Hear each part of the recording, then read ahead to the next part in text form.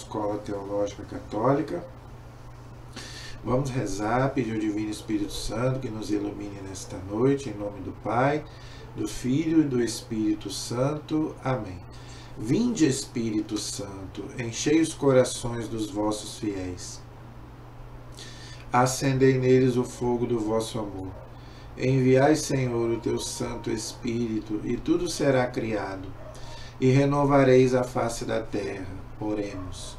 Ó Deus, que instruíste os corações dos vossos fiéis, com a luz do Espírito Santo, fazei que apreciemos retamente todas as coisas, segundo o mesmo Espírito, e gozemos sempre da sua consolação.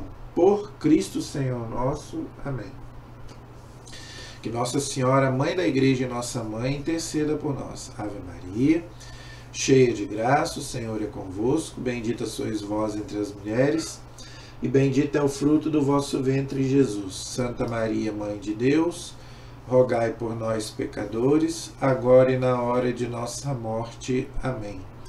Glória ao Pai, ao Filho e ao Espírito Santo, como era no princípio, agora e sempre. Amém.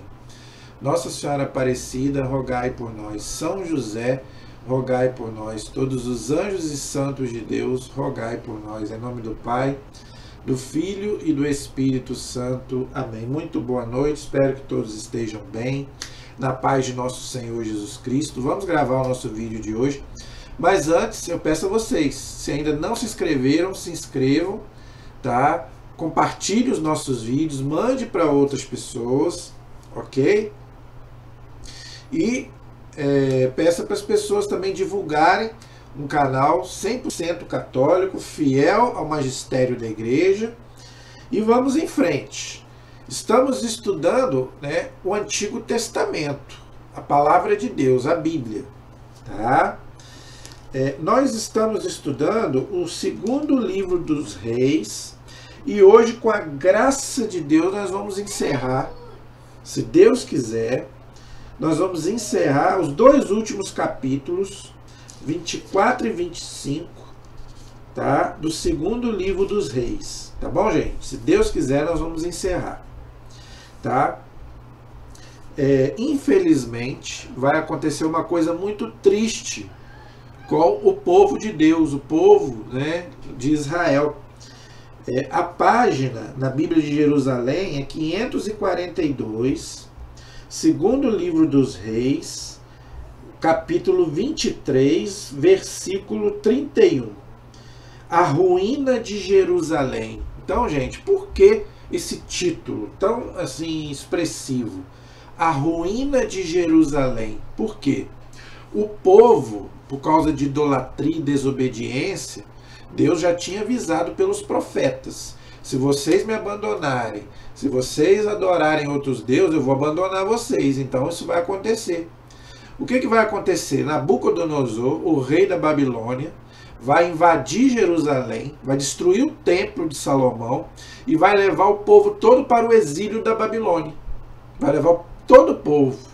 Vai deixar ali só o pessoal mais pobre, mas os ricos, para trabalhar, vai saquear o templo, vai destruir o templo, vai pegar todo aquele ouro, porque o templo era enorme, o templo de Salomão era uma coisa luxuosa. E Nabucodonosor vai levar tudo para a Babilônia e o povo vai ficar lá, 70 anos na Babilônia, escravo, podemos dizer assim. O povo não vai ter mais o templo, que está destruído, vai estar no meio daquele povo todo idólatra, com um monte de deuses. Então vai ser um momento terrível para Israel, tá bom? Tudo por causa de desobediência a Deus e idolatria. Então vamos terminar aí, esses dois últimos capítulos do livro dos Reis. Nós vimos na aula passada que o último rei que andava com Deus era o rei Josias, aquele rei que encontrou lá o livro do Deuteronômio, fez a leitura da lei, o povo falou que ia obedecer a Deus, que não ia mais praticar idolatria, mas depois que o rei morreu, o filho dele passou, infelizmente, a idolatria também. E daqui para frente, todos os reis de Israel serão idólatras. Você não vai ver mais nenhum rei bom, entre aspas. O primeiro deles é o rei chamado Joacás, que reinou em Judá, tá? Diz aí no versículo 32 que ele fez o mal aos olhos do Senhor, como haviam feito seus pais, ou seja, os reis anteriores, não é? O faraó Necal o aprisionou no território de Emate para que não reinasse mais em Jerusalém, tá vendo? Então, o faraó do Egito, não é, prendeu o rei para que ele não reinasse mais em Jerusalém. E impôs ao país um tributo de 100 talentos de prata e talentos de ouro, ou seja, fez eles escravos, né? O faraó Necal constituiu como rei a Eliacim, filho de Josias, em lugar de seu pai Josias, e mudou seu nome para Joaquim. Tomou Joacás e ele foi para o Egito, ali ele morreu. Joaquim pagou ao faraó a prata e o ouro, mas teve de criar impostos na terra para pagar a quantia exigida pelo faraó, exigiu de cada um, segundo suas posses, a prata e o ouro que era preciso dar ao faraó Necal. Então, não é, o faraó escolheu lá Joaquim para ser rei, né, mas Joaquim não teve autonomia para reinar, porque ele ficou subjugado, né, ali ao faraó do Egito. Então quem mandava era o faraó, ok? Joaquim também fez mal aos olhos do Senhor, como haviam feito seus pais, tá vendo? No seu tempo, Nabucodonosor, rei da Babilônia, tá vendo? Tá aí no capítulo 24. Marchou contra ele e Joaquim lhe esteve sujeito durante 3 anos e depois se revoltou de novo contra ele. O Senhor mandou contra ele bandos de caldeus, arameus, moabitas e amonitas, ou seja, povos pagãos. Eu já expliquei, mas vou explicar de novo. O autor sagrado, né, ele ainda não tinha consciência de que Deus não podia fazer o mal. Então, no Antigo Testamento, eles achavam que tudo vinha de Deus, o bem e o mal. Mas Deus jamais pode fazer o mal. Deus é o bem absoluto. Então, por que diz aqui que Deus mandou, né, esses povos todos contra Israel? Por quê? Porque Israel abandonou a Deus. Entendeu? Então, como Israel abandonou a Deus, então Deus mandou aqueles povos lá pagãos para guerrear contra Israel e levar o povo para a Babilônia. E Deus deixou, como já tinha, né, Deus já tinha avisado pelos profetas. Mas o povo não se emendou. Tá? Incitou-os contra Judá para destruí-lo, conforme a palavra que o Senhor havia pronunciado por intermédio dos seus servos, os profetas, tá vendo? Todos os profetas advertiram Israel: não caiam na idolatria, Deus vai abandonar vocês. E Deus fala a mesma coisa para nós hoje.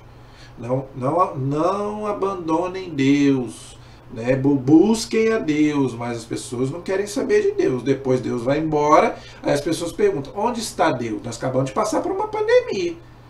Não é? Depois vem coisas piores e as pessoas reclamam. Mas por quê? Porque abandonam o Senhor. Se abandona a Deus, eu já fui falando. Se você apaga a luz, o que fica? As trevas. Não é? Isso aconteceu a Judá unicamente por ordem do Senhor, que queria rejeitá-lo de sua presença por causa dos pecados de Manassés, por tudo que ele fez, e também por causa do sangue inocente que ele havia derramado, inundando Jerusalém de sangue inocente.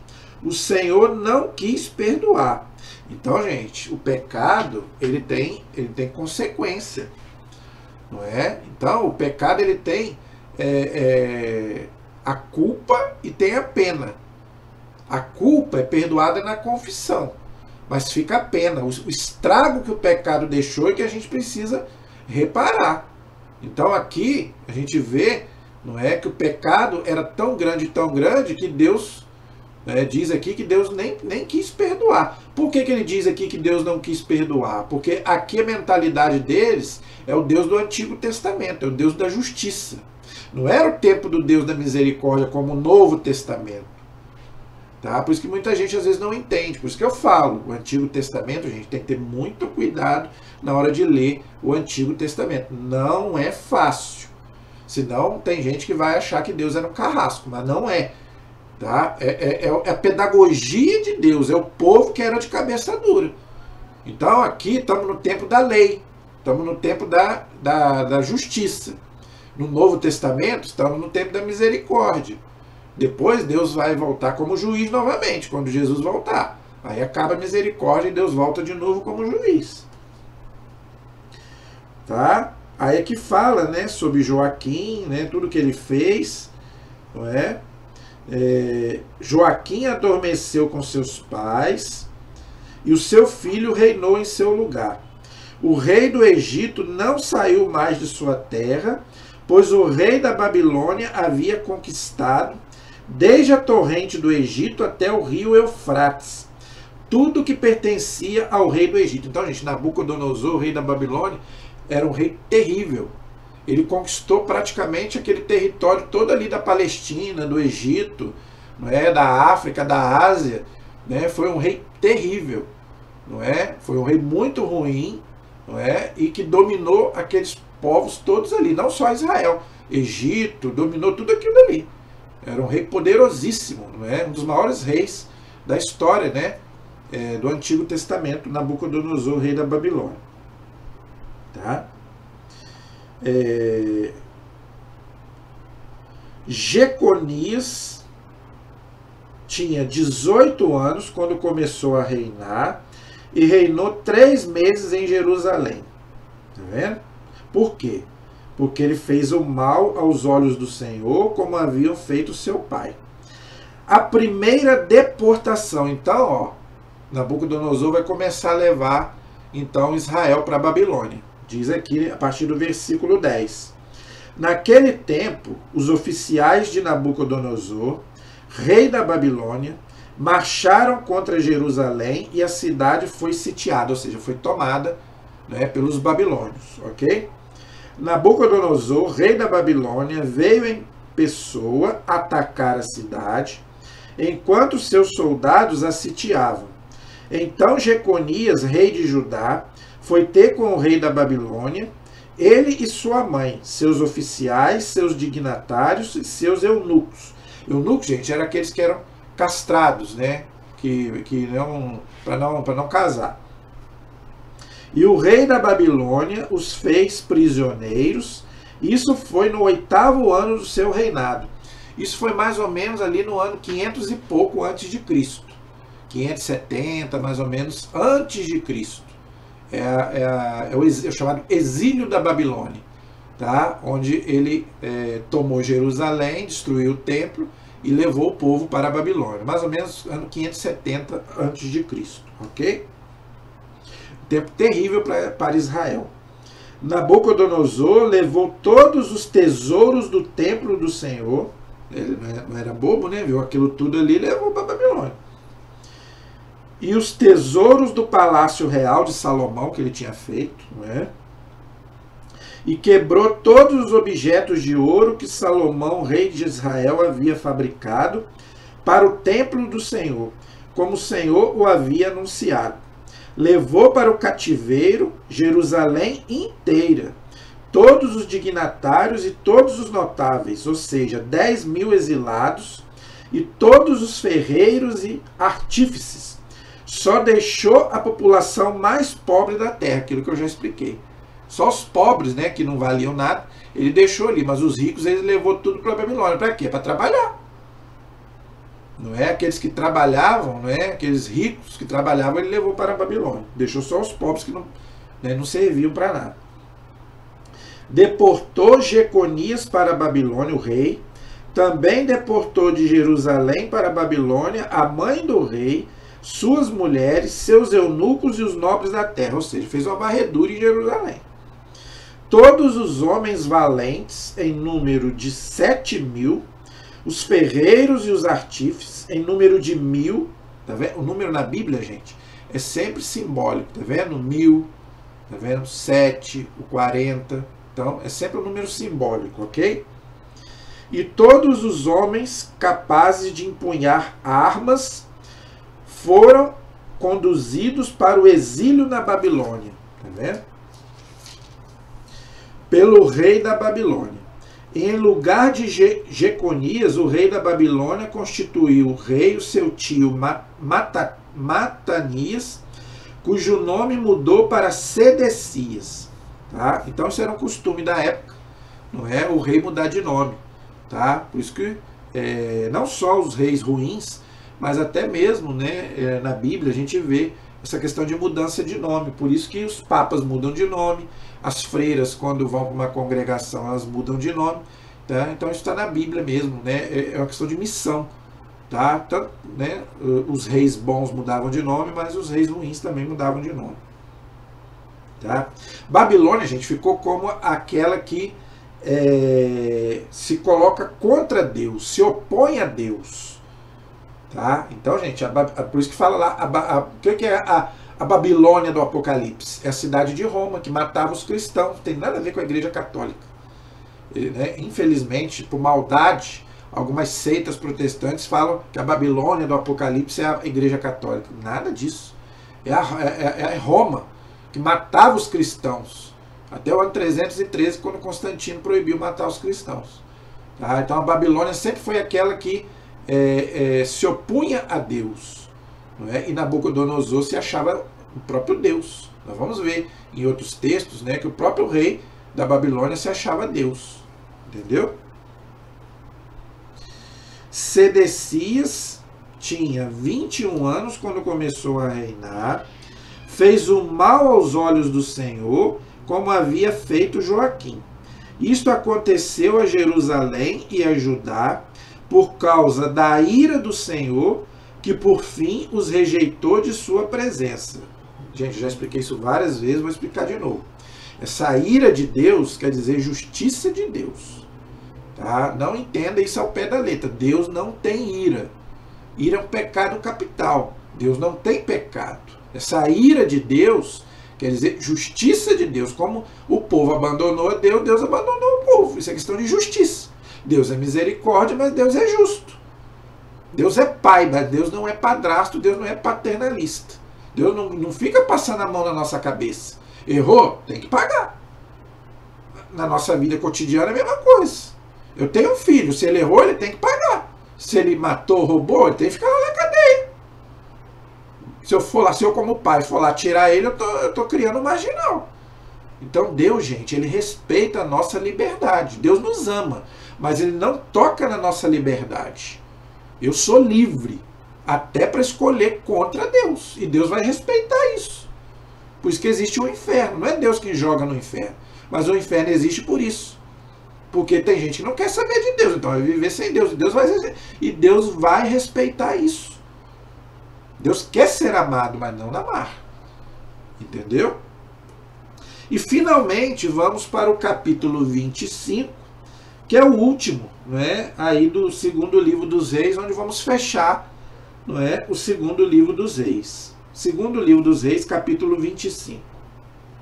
Sedecias revoltou-se contra o rei da Babilônia. No ano de seu reinado, tá? Nabucodonosor, rei da Babilônia, veio atacar Jerusalém com todo o seu exército. Acampou diante da cidade e levantou trincheiras ao seu redor. A cidade ficou sitiada até o 11º ano de Sedecias.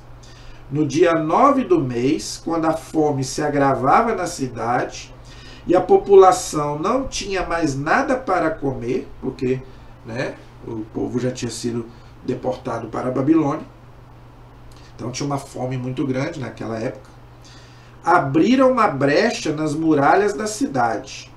Então todos os guerreiros escaparam de noite pela porta que há entre os dois muros perto do jardim do rei. Os caldeus ainda cercavam a cidade e tomou o caminho de Arabá. O exército dos caldeus perseguiu o rei e o alcançou nas planícies de Jericó. É aquela Jericó mesmo, que está lá no livro de Josué, capítulo 6. É uma das cidades mais antigas do mundo, não é? Onde todos os seus soldados se dispersaram para longe dele. Os caldeus agarraram o rei e o conduziram a Riblá, à presença do rei da Babilônia. Eles o submeteram a julgamento. Mandaram degolar os filhos de Sedecias na presença dele. Olha como é que esse Nabucodonosor era terrível. Era um rei terrível, ruim demais. Depois Nabucodonosor furou os olhos de Sedecias e algemou e o conduziu para a Babilônia. Ou seja, deixou ele cego das duas vistas. Matou os filhos dele, na presença dele, e furou os dois olhos dele. Era um rei terrível de ruim, Nabucodonosor. No 5º mês do dia 7, era o 10º ano do reinado de Nabucodonosor, rei da Babilônia. Tá?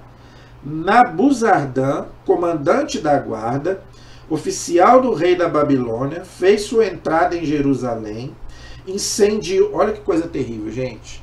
Isso dá uma tristeza muito grande, que a gente lembra, né, o que tem feito com as nossas igrejas. Quantas igrejas incendiadas. Há pouco tempo agora nós vimos aquela igreja linda de Notre Dame lá na França ser incendiada. Não é? Tem muitas igrejas sendo incendiadas, sendo profanadas, destruídas. A gente tem que rezar muito, gente. Deus tem sido desafiado. Não é? Quantas igrejas incendiadas, quantos sacrários violados, quantas hóstias jogadas no chão. Não é? Então, gente, nós temos que rezar muito. A igreja manda fazer até missa de reparação para isso. Para a gente reparar essas coisas, porque isso atrai. Tá certo que nós não estamos mais no tempo da justiça, estamos na misericórdia. Mas a misericórdia de Deus tem limite, porque aí é a casa dele. Não é? Então a gente não sabe até onde vai a paciência de Deus. Então aqui eles incendiaram o templo do Senhor e o palácio real e todas as casas de Jerusalém. Olha que coisa terrível. Eram maus. Era um rei terrível. E todo o exército caldeu que acompanhava o comandante da guarda destruiu as muralhas que rodeavam Jerusalém. O comandante da guarda exilou o resto da população que ainda tinha ficado na cidade. Aqueles pobres que eu falei, até eles depois também foram levados como escravos para a Babilônia.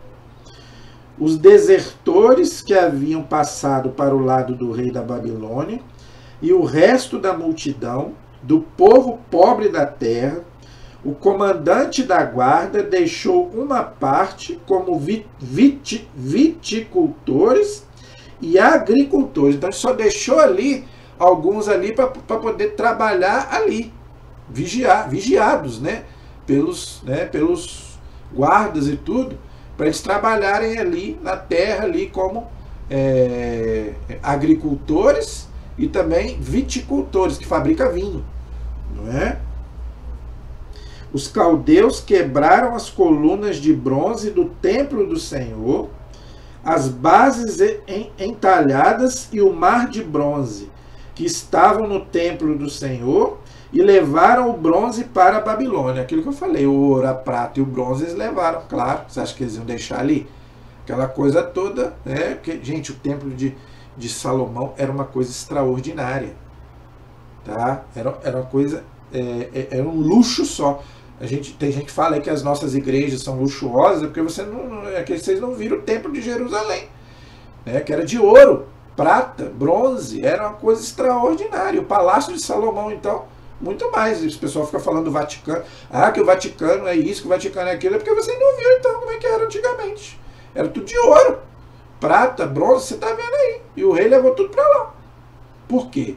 Porque para Deus nós temos que colocar o melhor. Entenderam? Então, esse templo que Salomão fez, que está lá no primeiro livro de Reis, capítulo 6, versículo 7, aqui, infelizmente, ele foi destruído. Tá? Ele vai ser reconstruído mais na frente por Esdras e Neemias, não é? Que é o templo que Jesus vai frequentar, e vai ser destruído novamente no ano 70 depois de Cristo, não é? Pelo rei, se eu não me engano, Tito, acho que é isso, que Flávio Josefo, historiador judeu, vai contar lá nas histórias judaicas, não é? E até hoje não foi reconstruído e nem vai. Eu não acredito que será reconstruído o novo templo, não. Eu não acredito, mas tem gente que acha que sim. Levaram também os recipientes para as cinzas, as pás, as facas, as taças e todos os objetos de bronze que serviam para o culto. Claro, gente, que não é o culto a Deus, né? O culto aos deuses da Babilônia, né? Que Nabucodonosor tinha muitos deuses. O comandante da guarda tomou os turíbios e os vasos de aspersão, tudo que era de ouro e tudo que era de prata. Olha só que coisa interessante. Turíbios e vasos de aspersão. Tá vendo? Tudo que tinha lá no templo de Salomão, nós temos na nossa igreja hoje. O que é o turíbio? Né? É aquele que a gente coloca ali as cinzas do incenso na missa, que chama-se turíbio, né? Que geralmente um coroinha, um cerimoniário, não é? Nas missas solenes, o incenso deve ser usado só nas missas solenes. Em casa não se deve usar incenso. A gente sabe que virou uma coisa esotérica, né? Essas seitas aí ficam usando dentro de casa. A igreja diz que não. Isso é uma coisa para a liturgia, para as missas solenes. E aquele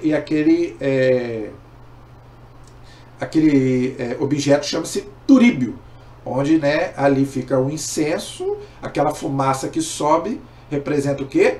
As nossas orações que sobem até Deus, está lá Apocalipse 8:4, não é? E os vasos da aspersão, né? Por exemplo, a água benta, aquele vaso, né, que o padre pega aquela, né, eu esqueci o nome daquele, acho que é aspersório mesmo, né? Quando o padre joga água benta também nas missas solenes no povo, aquele vasinho ali chama-se aspersão, ok? Então já tinha no Antigo Testamento, tá? E a igreja continua no Novo, tá vendo? Tudo que era de ouro e tudo que era de prata. Quanto às duas colunas, ao mar único e as bases entalhadas que Salomão havia feito para o templo do Senhor, não se poderia calcular quanto pesava o bronze de todos esses objetos, tá vendo? A altura de uma coluna era de 3 côvados e sobre ele havia um capitel de bronze de altura de 5 côvados. Havia uma rede e romãs em torno do capitel, tudo de bronze. A segunda coluna era feita do mesmo modo. Então, gente, era uma coisa luxuosíssima. Então, Nabucodonosor, quando chegou ali e viu aquilo ali, ficou doido e levou tudo para Babilônia. Não é? Por isso que na Idade Média as nossas igrejas também eram luxuosas. Por quê?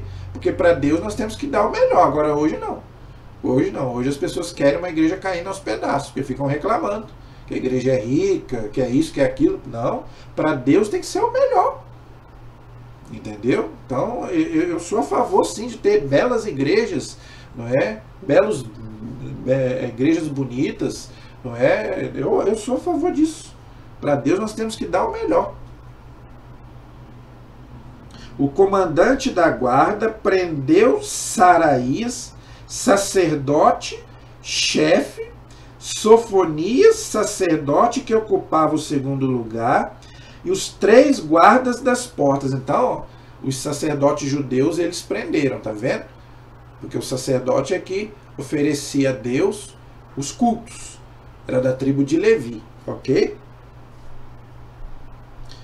Na cidade prendeu um eunuco, chefe dos guerreiros, 5 conselheiros do rei, que foram encontrados na cidade, o secretário do chefe do exército, encarregado da mobilização, e 60 homens do povo que foram encontrados na cidade. Então ele fez uma varredura não só ali em Jerusalém, no templo, mas aonde ele encontrava um judeu, ele levava para a Babilônia.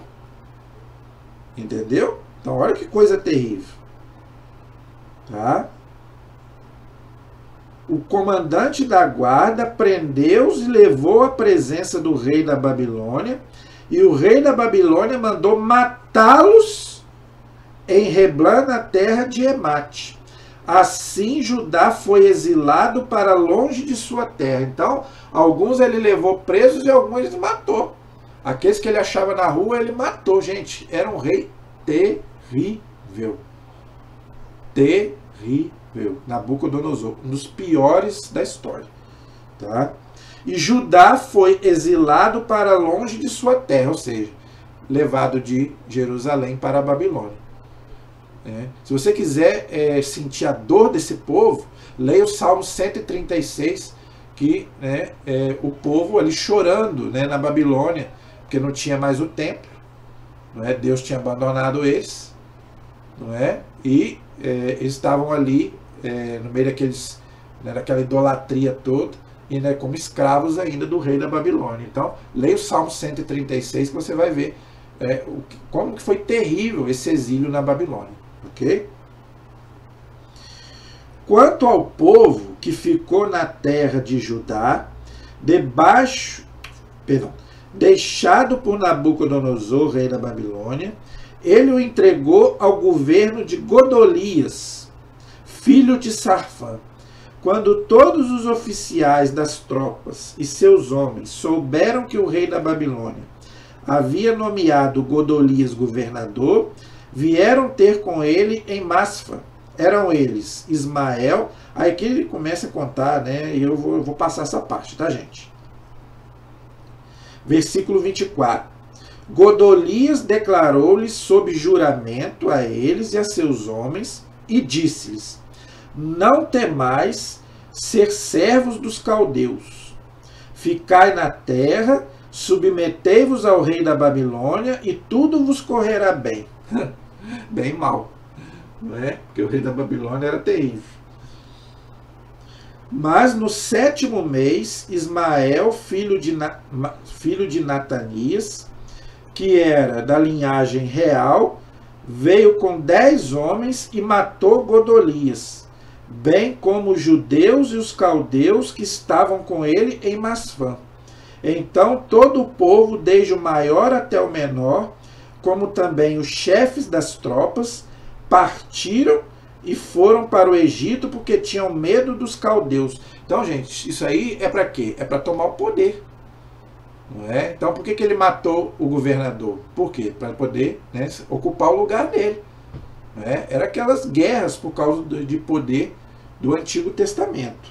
Ok? No 37º ano da deportação de Jeconias, rei de Judá, no 12º mês, no dia 27, o rei da Babilônia, no ano em que subiu ao trono, deu anistia a Jeconias, rei de Judá, e o tirou da prisão. O cara estava cego, coitado. Falou-lhe benignamente e deu-lhe um trono mais alto que os outros reis que estavam com ele na Babilônia. Jeconias deixou suas vestes de prisioneiro e passou a comer sempre na mesa do rei por toda a vida. Seu sustento foi garantido constantemente pelo rei dia após dia enquanto viveu. Claro, o rei ali podia dominar ele cego, coitado. O que ele podia fazer? Não podia fazer mais nada. E ali ele ficou até morrer. Mas olha que vida, tá vendo, gente? Qual é a moral da história? Por que passaram por tudo isso? Por que o povo está passando por isso? Porque abandonou Deus. Deus avisou. Os profetas avisaram. Quem são os profetas hoje? Os nossos sacerdotes. Gente, pegue as pregações do Monsenhor Jonas Abib. Pegue as pregações do Padre Léo. Pegue as pregações do Padre José Augusto. Pegue as pregações de Dom Henrique Soares. Só estou dando nomes. Grave esses nomes. Anote. Vou repetir. pegue as pregações do padre Jonas Abib, do padre José Augusto, do padre Léo e do Dom Henrique Soares. Gente, eles são profetas de Deus avisando. Gente, vamos nos converter, gente, vamos voltar para Deus, vamos largar o pecado, vamos voltar para a igreja, vamos buscar a Deus enquanto há tempo. Enquanto há tempo. Porque se Deus abandonar a gente, se Deus virar as costas para a gente, se Deus for embora, esse povo fica chutando a canela de Deus. Então, gente, graças a Deus, louvado seja Deus, nosso Senhor Jesus Cristo, nós terminamos os 2 livros dos reis. Graças a Deus, louvado seja Deus, que bênção. Olha, né, é um desafio, tá? Olha, é um desafio, gente, né? E eu quero aproveitar e já fazer uma introdução ao próximo livro que nós vamos estudar. Não vou começar hoje não, tá? Não, vamos começar na próxima aula. Mas eu quero fazer uma introdução ao próximo livro que nós vamos estudar, que é o livro das Crônicas, que também são 2 livros, tá? Então eu quero fazer só uma introdução rapidamente aqui, para a gente poder, na próxima aula, então, começar a estudar, então, o livro das Crônicas. São 2 livros também, assim como o livro dos Reis, o livro de Samuel também são 2 livros, né? Reis também são 2 e Crônicas também são 2 livros. Então, quero fazer aqui um resumo rápido, tá? Uma introdução rápida para a gente já se familiarizar com o livro das Crônicas, que é uma continuação do livro dos Reis. Os 2 livros de Samuel, os 2 livros dos Reis e os 2 livros das Crônicas, praticamente, né, forma, né, uma coisa só, ok? Inclusive, Crônicas repete muito Reis e Samuel, tá? Tem muita coisa repetida de Reis e Samuel. Então vamos lá, rapidamente. Estes 2 livros, está se referindo ao livro de Crônicas, tá?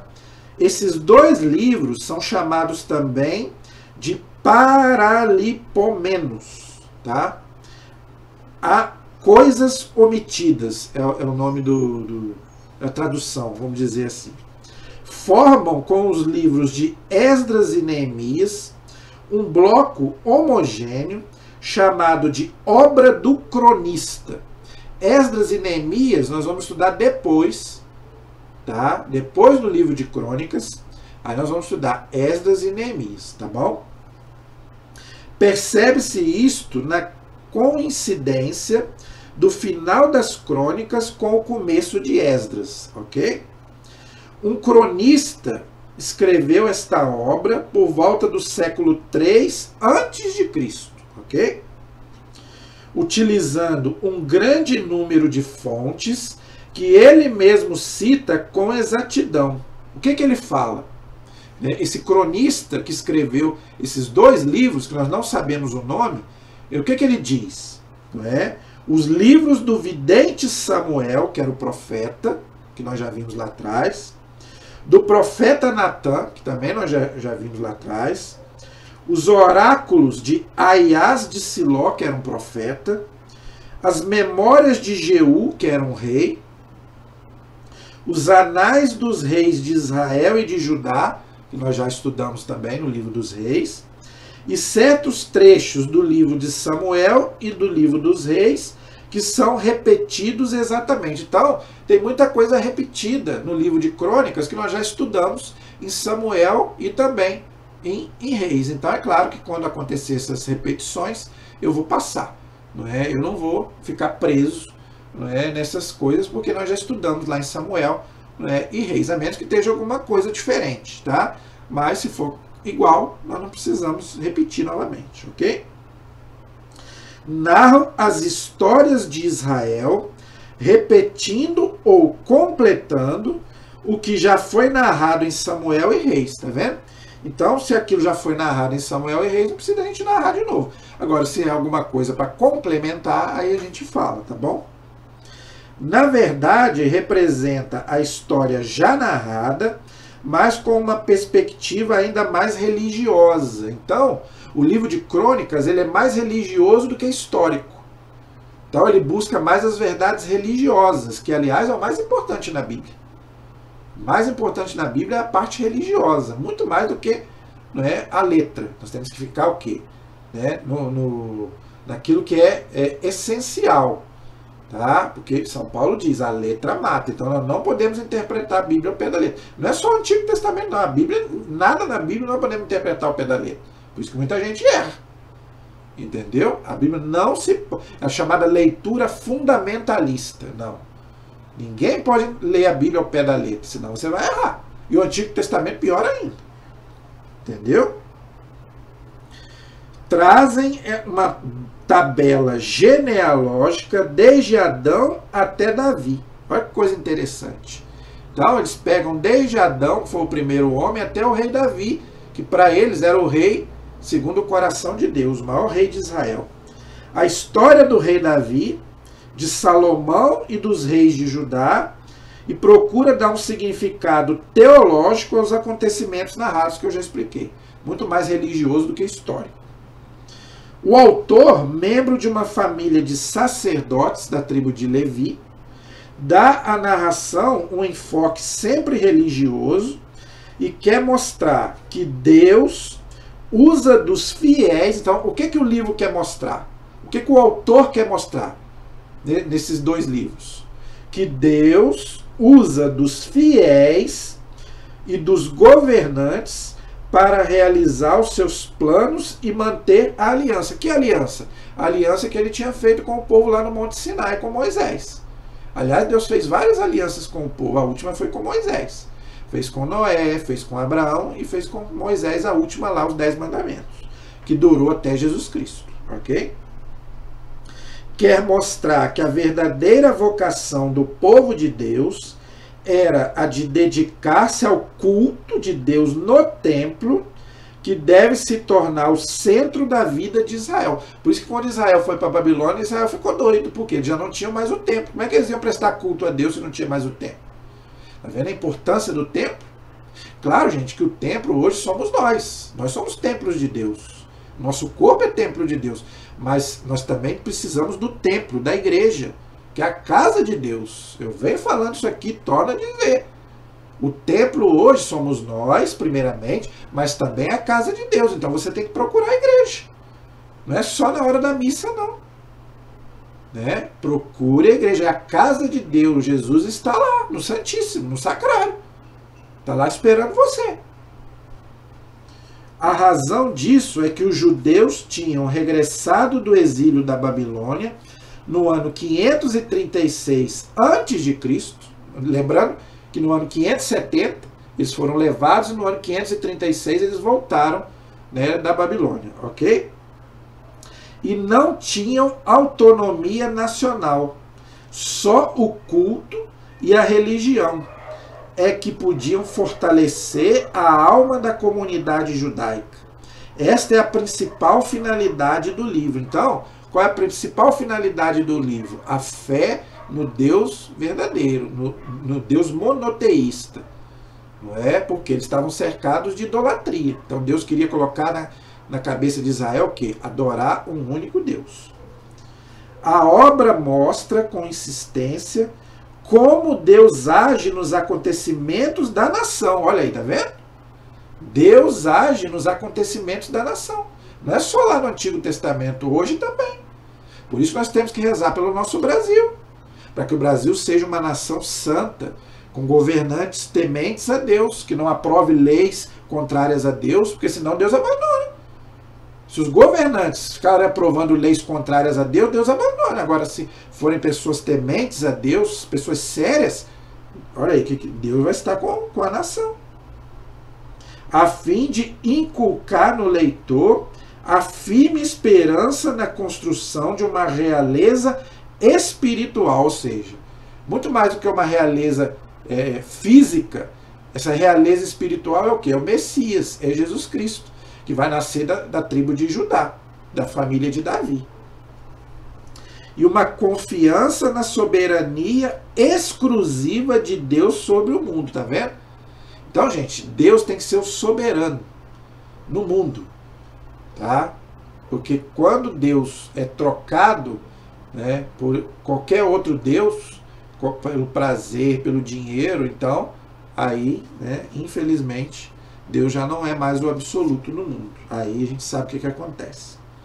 Há passagens muito interessantes nesses livros, como as 2 orações de Davi, que está no primeiro livro de Crônicas, né?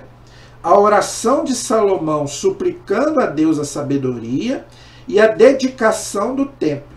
Então, gente, nós vamos, se Deus quiser, a partir da próxima aula, nós vamos, se Deus quiser, desdobrar, então, um pouco aí do livro das Crônicas. Amém? A nossa proteção está no nome do Senhor, que fez o céu e fez a terra. Estivemos e permaneceremos unidos em nome do Pai, do Filho e do Espírito Santo. Amém. Deus abençoe a todos.